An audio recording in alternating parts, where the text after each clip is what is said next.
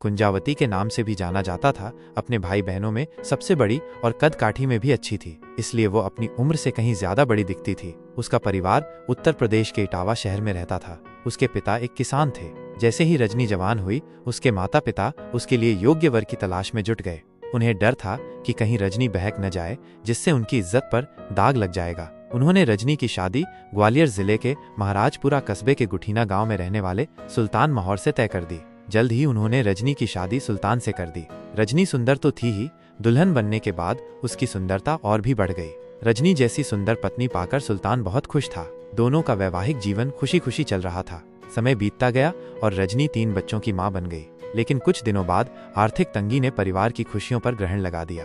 शादी से पहले सुल्तान छोटा मोटा काम करके गुजारा कर लेता था, लेकिन 3 बच्चों का पिता बनने के बाद घर के खर्चे बढ़ गए। रजनी की बढ़ती इच्छाओं ने भी खर्चों को बढ़ा दिया था। आर्थिक तंगी से उबरने के लिए सुल्तान एक शोरूम में रात की चौकीदारी करने लगा। इस दौरान उसे शराब की लत भी लग गई, जिससे वो पैसे शराब में उड़ाने लगा। इससे घर की आर्थिक स्थिति खराब होने लगी, यहाँ तक कि उसने कई लोगों से कर्ज भी ले लिया। कोविड लॉकडाउन के बाद सुल्तान की मजदूरी और चौकीदारी का काम भी छूट गया। फिर भी वो लोगों से उधार लेकर शराब पीता रहा। हद तो तब हो गई जब उसने शराब के नशे में रजनी को छोटी छोटी बातों पर पीटना शुरू कर दिया। पति की ये आदतें रजनी को बहुत परेशान करती थीं।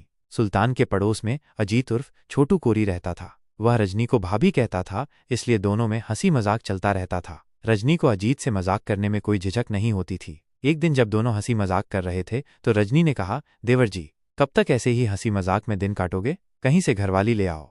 भाभी, घरवाली मिलती तो जरूर ले आता। जब तक कोई नहीं मिल रही, आपसे हंसी मजाक करके संतोष कर रहा हूं। अजीत ने मुस्कुराते हुए कहा, जब तक घरवाली नहीं मिल रही, इधर उधर से जुगाड़ कर लो। रजनी ने बिना झिझके अजीत की आंखों में आंखें डालकर कहा, भाभी, भूखे आदमी की कौन परवाह करता है? जिसका पेट भरा होता है उसी को सब पूछते हैं। अजीत ने शर्माते हुए कहा, क्या तुमने कभी किसी से अपनी परेशानी बताई है?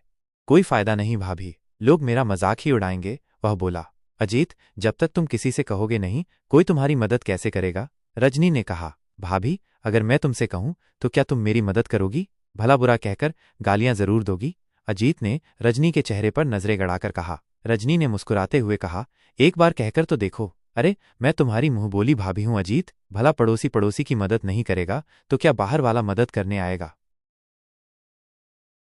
रजनी इससे ज्यादा क्या कहती। अजीत इतना नासमझ नहीं था कि वह रजनी की बात का मतलब न समझ पाए। जरूर भाभी, मौका मिलने पर कह दूंगा, वो मुस्कुराते हुए बोला। संयोग से अगले दिन अजीत को पता चला कि सुल्तान किसी काम से बाहर गया है। उस दिन अजीत का मन अपने काम में नहीं लग रहा था। दिन भर उसे रजनी की याद सताती रही। शाम को घर आने पर वो रजनी की एक झलक देखने के लिए बेचैन हो उठा। रजनी भी पति की गैर मौजूदगी में अजीत को रिझाने के लिए सज संवर कर दरवाजे पर आई तो उसकी नजर अजीत पर पड़ी। अजीत भी रजनी को देखकर बिना समय बर्बाद किए उसके घर पहुंच गया। अजीत को अचानक इस तरह आया देखकर रजनी ने हंसते हुए कहा, देवर जी, आज आप अपने काम से जल्दी लौट आए? क्या बताऊं भाभी, आज मेरा मन काम में जरा भी नहीं लगा। क्यों? रजनी ने आश्चर्य से पूछा। सच बताऊं? हाँ, मुझे तो सच सच बताओ। भाभी, जब से तुम्हें और तुम्हारी सुंदरता को देखा है, मेरा मन किसी काम में लगता ही नहीं है। आप सच में बेहद खूबसूरत हैं। ऐसी सुंदरता किस काम की जिसकी कोई कदर ही न हो? रजनी ने लंबी सांस लेते हुए कहा, क्या भैया तुम्हारी कोई कदर नहीं करते भाभी? सब कुछ जानते हुए भी अनजान मत बनो। तुम तो जानते हो कि मेरे वो रात में चौकीदारी करते हैं तो रात को घर से बाहर रहते हैं। ऐसे में मेरी रातें कैसे गुजरती हैं वो तो मुझे ही पता है।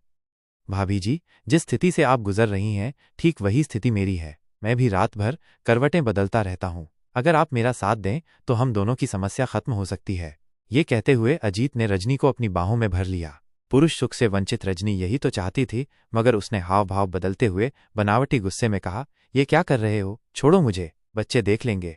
बच्चे तो अपनी मौसी के बच्चों के साथ बाहर खेल रहे हैं। भाभी, आपने तो मेरा सुख चैन सब छीन रखा है। अजीत ने कहा, नहीं अजीत, छोड़ो मुझे, मैं बदनाम हो जाऊंगी, कहीं की नहीं रहूंगी मैं। वह बनावटी बोली, नहीं भाभी, अब ये संभव नहीं है। कोई बेवकूफ ही होगा जो रूप यौवन के इस प्याले के इतने नजदीक पहुंचकर पीछे हटेगा।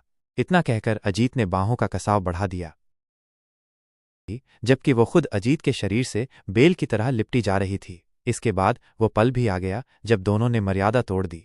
एक बार मर्यादा टूटी तो ये सिलसिला चल निकला। जब भी उन्हें मौका मिलता वे अपनी इच्छाएं पूरी कर लेते। दोनों पड़ोस में रहते थे, इसलिए उन्हें मिलने में कोई परेशानी नहीं होती थी। रजनी अब कुछ ज्यादा ही खुश रहने लगी थी, क्योंकि उसका प्रेमी मौका मिलते ही बिस्तर पर धमाल मचाने आ जाता था। अब उसकी आर्थिक परेशानी भी दूर हो गई थी। रजनी खर्च के लिए अजीत से जब भी पैसे मांगती, वो बिना नानुकुर किए चुपचाप निकालकर रजनी के हाथ पर रख देता था। रजनी और अजीत के बीच अवैध संबंध बने तो उनकी बातचीत और हंसी मजाक का लहजा बदल गया। अब दोनों एक दूसरे का ख्याल भी कुछ ज्यादा ही रखने लगे थे, इसलिए आस पड़ोस वालों को शक होने लगा। लोग इस बात को लेकर चर्चा करने लगे। नतीजा ये निकला कि ये बात सुल्तान को भी पता चल गई। सुल्तान ने लोगों की बातों पर विश्वास न करके खुद सच्चाई का पता लगाने का निश्चय किया। वो जानता था कि यदि वो इस बारे में पत्नी से पूछताछ करेगा तो वो सच नहीं बताएगी, बल्कि होशियार हो जाएगी। सच पता लगाने के लिए वो एक दिन बाहर जाने के बहाने घर से निकला और छिपकर रजनी और अजीत पर नजर रखने लगा।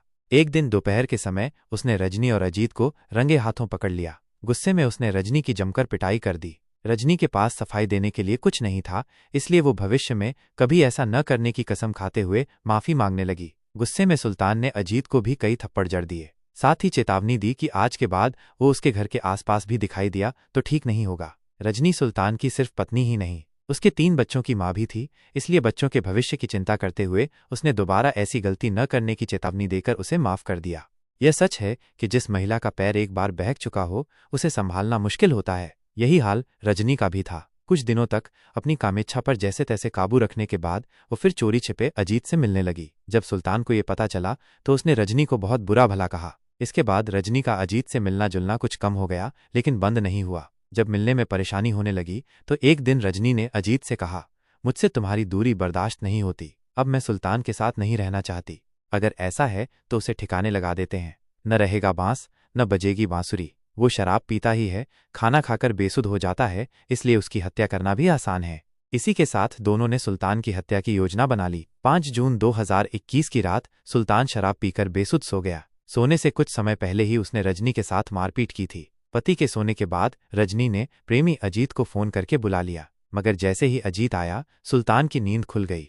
रजनी और अजीत ने सुल्तान को पकड़ा और उसके गले में रस्सी का फंदा बनाकर उसका गला घोंट दिया। इसके बाद अजीत बहुत डर गया और अपने घर भाग गया, मगर रजनी कश्मकश में फंस गई। उसकी समझ में नहीं आ रहा था कि अब वो क्या करे। आखिर उसका मन नहीं माना तो वो घर के पास रहने वाली अपनी बहन के घर चली गई। यहाँ पर रजनी की माँ भी आई हुई थी। उसने हिचकियां लेते हुए रोते हुए बहन और माँ को बताया कि उसके पति ने आत्महत्या कर। इन लोगों को रजनी की बात पर विश्वास नहीं हो रहा था। शायद इसी वजह से एक बार तो लगा कि वो फूट फूट कर रो पड़ेगी, लेकिन किसी तरह खुद को संभालते हुए आखिर उसने पूछ ही लिया, क्या आप लोगों को मेरी बात पर विश्वास नहीं हो रहा है? बाद में ये बात पूरे मोहल्ले में फैल गई। सुबह होते ही गंधर्व सिंह ने महाराजपुरा थाना प्रभारी प्रशांत यादव को फोन कर इस घटना की सूचना दे दी। थाना प्रभारी प्रशांत यादव ने इस घटना को काफी गंभीरता से लिया। बात सिर्फ आत्महत्या कर लेने भर तक सीमित नहीं थी, बल्कि इससे ज्यादा महत्वपूर्ण बात यह थी कि गुठीना जैसे छोटे से गांव में इस तरह की घटना घट गई और किसी को कानो कान खबर तक नहीं हुई। सूचना मिलते ही थाना प्रभारी प्रशांत यादव एसआई जितेंद्र मवाई के साथ घटनास्थल पर पहुंच गए। चलने से पहले उन्होंने इसकी सूचना सीएसपी रवि भदौरिया को भी दे दी थी। प्रशांत यादव घटनास्थल का निरीक्षण शुरू करने वाले थे कि सीएसपी भदौरिया भी आ पहुंचे। उनके साथ फॉरेंसिक टीम भी आई थी। फॉरेंसिक टीम का काम खत्म हो गया तो सीएसपी लौट गए। उनके जाने के बाद थाना प्रभारी प्रशांत यादव ने घटनास्थल का निरीक्षण किया और घटनास्थल की औपचारिक कार्यवाही निपटाकर सुल्तान की लाश पोस्टमार्टम के लिए भिजवा दी। रजनी और उसके प्रेमी ने जिस रस्सी से फंदा बनाकर सुल्तान का गला घोंटा था वो भी पुलिस ने अपने कब्जे में ले ली। उसके बाद थाना प्रभारी ने गंधर्व सिंह की तरफ से अज्ञात के खिलाफ हत्या की रिपोर्ट दर्ज कर ली। थाना प्रभारी इस केस की जांच में जुट गए। उन्होंने इस बारे में मृतक की पत्नी रजनी से पूछताछ की। थाने पहुंचते ही रजनी डर गई और उसने स्वीकार कर लिया कि उसने ही अपने प्रेमी अजीत के साथ मिलकर पति को ठिकाने लगाया था। पुलिस ने 6 जून 2021 को ही रजनी के प्रेमी अजीत को भी गिरफ्तार कर लिया। दोनों ने ही सुल्तान की हत्या का जुर्म स्वीकार कर लिया। इसके बाद दोनों ने सुल्तान की हत्या की। जो सनसनीखेज कहानी सुनाई वो परपुरुष की बाहों में सुख तलाशने वाली औरत के अविवेक का नतीजा थी। पूछताछ और सारे साक्ष्य जुटाने के बाद पुलिस ने दोनों को अदालत में पेश किया, जहां से उन्हें जेल भेज दिया गया। रजनी के साथ उसका 3 वर्षीय सबसे छोटा बेटा भी जेल गया है। रजनी ने जो सोचा था वह पूरा नहीं हुआ। वो एक हत्या की अपराधी बन गई, उसके साथ उसका प्रेमी भी। जो सोचकर उन दोनों ने सुल्तान की हत्या की वो अब शायद ही पूरा हो, क्योंकि ये तय है कि दोनों को सुल्तान की हत्या के अपराध में सजा होगी।